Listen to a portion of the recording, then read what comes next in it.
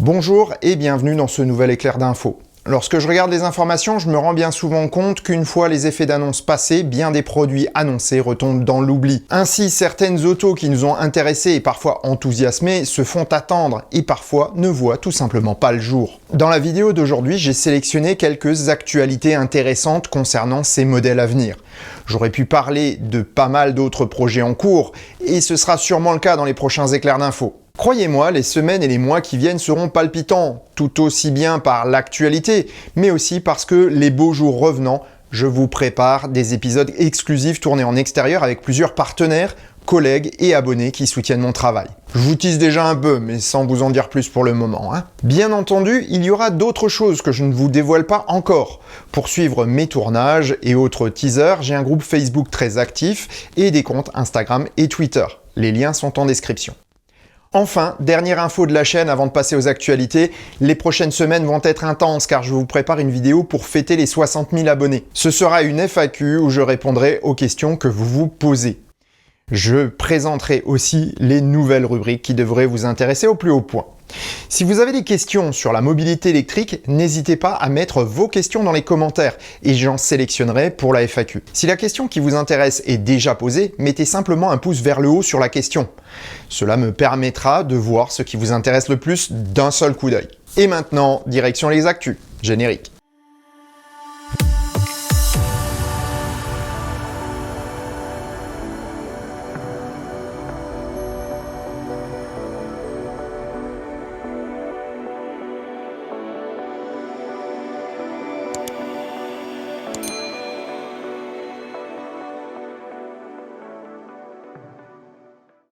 Qui ne connaît pas DeLorean ? Peu de personnes, je pense. Si la voiture originelle des années 80 a été un flop commercial, ses multiples apparitions au cinéma et dans des émissions de télévision l'ont fait passer au statut d'icône de la pop culture. J'avais fait un épisode sur son histoire et sa destinée future possible, et il semblerait bien que le projet touche au but. Si vous voulez en savoir plus, vous avez la vidéo dans les fiches et dans la description. La DeLorean Company, rebaptisée DeLorean Motors, a semble-t-il trouvé les partenaires nécessaires pour lancer la production de la nouvelle DMC-12 tout électrique. C'est en effet le prestigieux studio Italdesign qui prête son concours pour réaliser la nouvelle mouture de la voiture, donnant ainsi une crédibilité au projet, tout en étant le partenaire historique de DeLorean lors de la création de la première voiture. Si le premier teaser est sorti sur le site du constructeur, on n'a pas encore beaucoup d'informations sur la fiche technique de la voiture. Des rumeurs laissent entendre toutefois que c'est le constructeur américain Karma qui fournirait la motorisation et peut-être les batteries. Issu de la défunte marque Fisker, l'ancienne, pas celle qui va faire l'Ocean, qui produisait la Karma, la marque a profondément remanié la voiture tout en gardant son architecture d'hybride avec un moteur thermique. Il prépare toutefois une auto 100% électrique qui devrait être présentée sous peu. Le moteur électrique de la Karma GS6 délivre tout de même 170 kW, ce qui serait déjà une très bonne base pour disposer d'une auto plus dynamique que la DMC-12 originale et son V6 PRV bien trop peu puissant pour le poids de l'auto. Il est par contre probable que sa commercialisation se fera en petite série et uniquement sur le continent américain.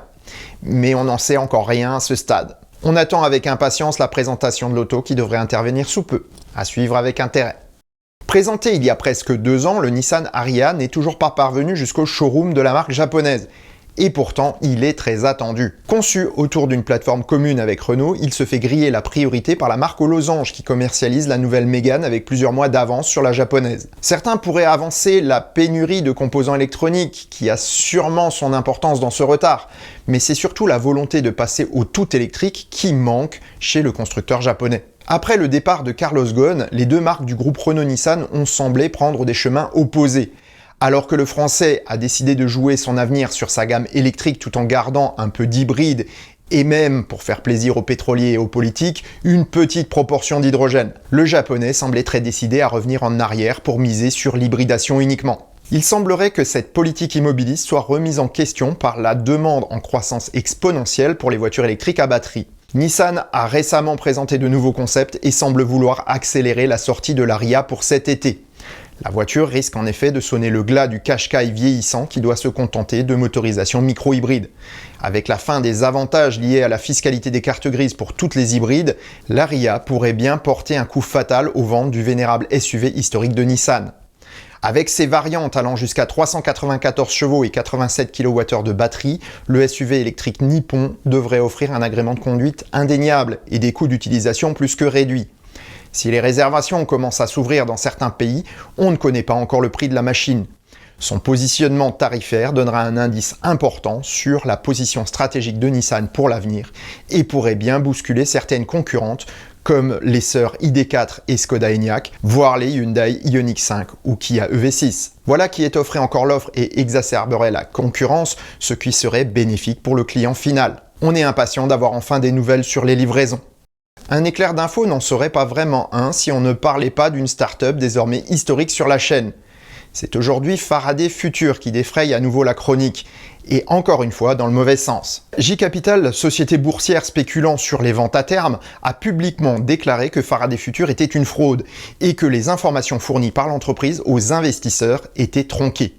La position hiérarchique officielle du fondateur Jia Yueting est remise en cause par la société boursière et plusieurs employés sont montrés du doigt pour avoir gonflé les chiffres de précommande et menti sur l'avance de la marque pour la production de sa FF91. Une enquête a été ouverte par la SEC, mais il faut bien garder à l'esprit que J-Capital est un short-seller qui gagne de l'argent lorsque l'action des entreprises qu'il inclut dans son portefeuille baisse. Faraday Future a toutefois été mis sous surveillance et l'organigramme a été remanié. Brian Krolicki, le président du conseil d'administration, a été remercié, remplacé par Sue Swenson, qui aura un contrôle total sur l'exécutif. Karsten Breifeld et Jia Yueting voient leur salaire réduit de 25% et leurs décisions devront passer par la nouvelle présidente avant d'être validées. Voilà qui promet encore de ralentir les efforts de la marque au moment même où ils vont dévoiler la version de série de la voiture, mais aussi un nouveau SUV FF81 qui devrait être produit dans les usines Daewoo en Corée du Sud, abandonné par son propriétaire General Motors. Décidément, la vie n'est pas un long fleuve tranquille pour Faraday Future, mais Lucid, Lordstown et bien d'autres nouvelles entreprises dans le domaine automobile sont passées par là, avec plus ou moins de succès. Espérons que l'entreprise américano-chinoise en tire les leçons et en sorte plus forte, afin de commencer à produire ce qui a été promis aux clients depuis de nombreuses années. On a parlé de Nissan pour sa discrétion au sujet de ses modèles électriques, il est temps de parler un peu de Renault qui a pris le chemin inverse, en particulier pour la gamme sportive Alpine. Alors que l'A116 a été présenté comme le point final de la période thermique de la marque historique fondée par Jean Rédélé, sa remplaçante sera conçue avec le constructeur britannique Lotus, qui pourrait également en assurer la production. La R5 Alpine profiterait des lignes de production de sa base Renault et serait donc fabriquée à Douai, dans les Hauts-de-France. Le troisième futur produit de la marque a par contre de bonnes chances d'occuper l'usine de Dieppe, qui a vu naître toutes les générations d'Alpine. Le site est pourtant trop petit pour réaliser l'ensemble de la production. C'est donc le nouveau complexe de Douai qui produira les éléments du SUV sportif de la marque, appelé pour le moment Crossover GT. Toute la mécanique et la tôlerie seront faites dans le nord, tandis que l'assemblage prendra place dans l'usine normande. Ce SUV sportif reprendra la plateforme CMF EV qui équipe déjà les Mégane électriques et le Nissan Ariya. On peut penser qu'il sera au moins aussi puissant que la version la plus véloce de ce dernier et disposera de plus de 400 chevaux pour en faire une vraie sportive. On va pourtant devoir attendre encore un peu pour en savoir plus sur l'auto qui ne devrait pas être présentée avant l'année prochaine pour une entrée en production au mieux en 2024. Sa batterie sera l'œuvre de la start-up Vector qui cherche actuellement un site de production dans l'Hexagone. Personnellement, j'espère que Renault en profitera pour laisser de côté les batteries en forme de poche et préférera le format cylindrique proposé par Vector. Voilà qui pourrait redorer le blason national bien terni depuis de nombreuses années, alors que l'automobile d'aujourd'hui doit tant aux innovations françaises, aussi bien dans les produits que dans la manière de les fabriquer. À ce sujet, je vous donne rendez-vous dans la vidéo qui sortira vendredi prochain et qui va développer cet aspect parfois trop méconnu d'innovation française, aujourd'hui adoptée par le monde entier. Ne manquez surtout pas cette vidéo. Et sur ces bonnes paroles, je vous souhaite bonne route et vous donne rendez-vous pour le prochain épisode du Choucroute Garage. Portez-vous bien. Ciao.